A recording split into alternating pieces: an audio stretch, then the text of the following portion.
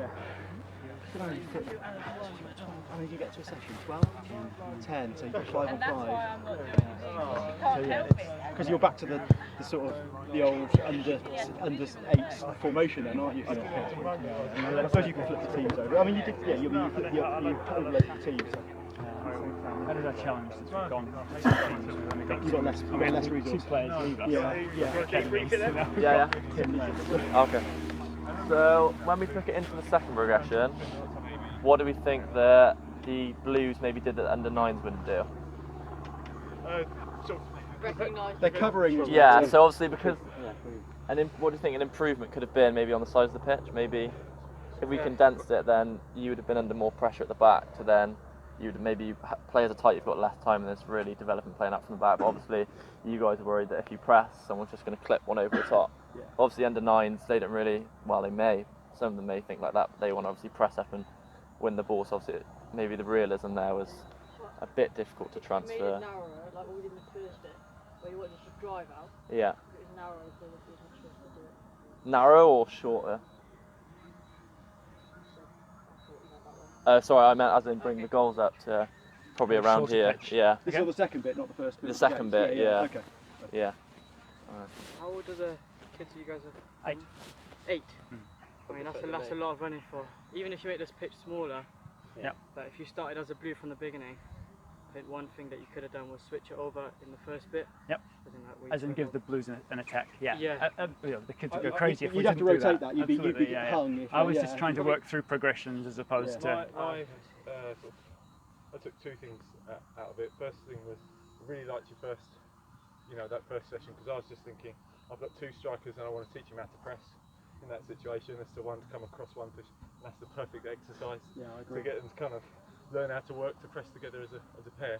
As a person on the blue team, made me think about when you load a drill for success, it's great for those that are succeeding, but then actually those that are then loaded where it's not to succeed because you want your point to come across, you're thinking, this is, What I loved about your point there, because you identified that the Blues all dropped off, didn't you? And when you were up there going, they're not actually playing up to the back because there's no press, but you identified that and you dealt with it. And we were saying that's great work. Yeah. So you were saying actually, we want the whites to be working harder, so we want 2 Blues to press. Yeah. And in your head, you're going, oh no, alarms are going off, So we watched you and you went,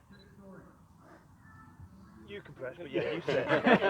you sit and protect me. And it was brilliant. It was great. Yeah. But we were stood over there, enjoying your brain work, because you could see it wasn't quite working. It wasn't quite going exactly to plan. But I was going like a toolbox. You were going into your toolbox, going, okay, what can I do? What can I do? What can I do? To try and get your practice out. And that was, I thought it was a bit of a journey you went on. And it is with the boys as well. What did you like about it, and what didn't you like about it? I mean, obviously I didn't like it when the Blues did what I would have done, which is drop back and protect the goal. Okay. But I liked the way that the first half went. I thought there was definite progress there. But yeah, it's actually nice to see that even at this level, with you guys much more accomplished on attack, that it still can be a challenge just to beat one defender. And you can quickly forget about how many numbers you've got back there. It's not necessarily realistic to game situation, but obviously we're progressing this over weeks. I'd like to think that the lads will get better at beating one person and then beating 2 and then beating 3, and we can progress it on. One of the things that worked for me in the first exercise, the scoring system meant that even though the challenge for me felt like harder when it was 1 on 3, you were telling us we were winning. And that was that's when you went, right, okay, we're splitting. But that gave a bit of comfort in that situation. You were 1 on 3. You think, well, actually we're winning, so It's huge. that maintained the motivation to keep working, even though it felt like a big cannon fodder. Yeah.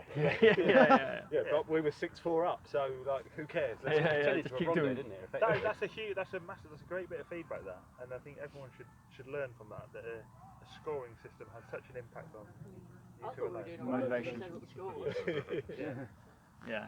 Okay, one, we won't touch on it now because we're going into later on, but I want you to think about the first 5 minutes. How that structured the talk. Because how many times did you have to explain yourself? Well, it was all kind of one, but it was going backwards and forth within that. And were these people talk. ruining your session by just asking you loads of questions because they didn't get it? Potentially. So we're going to be working on that later on, Yeah. but I just want you to think about that, Yeah. and everyone think about what it felt like when you didn't completely understand. Because adults are a nightmare anyway, because kids, they just got on with it. Mm. But as adults, we like social status, we don't like to make mistakes.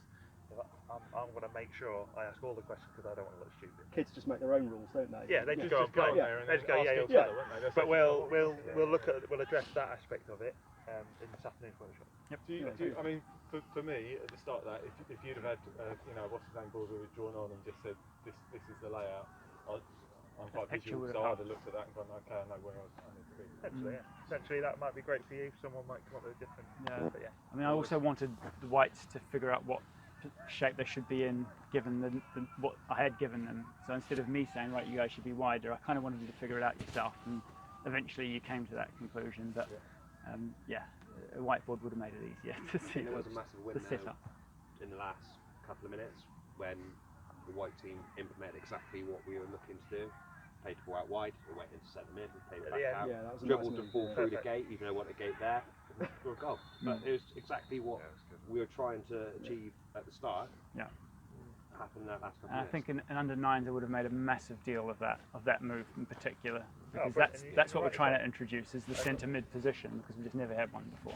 And rightly so. When you've actually, because it was recorded, you'll be able to see from the moment you started talking, you'll have a clock on that to when the session actually started.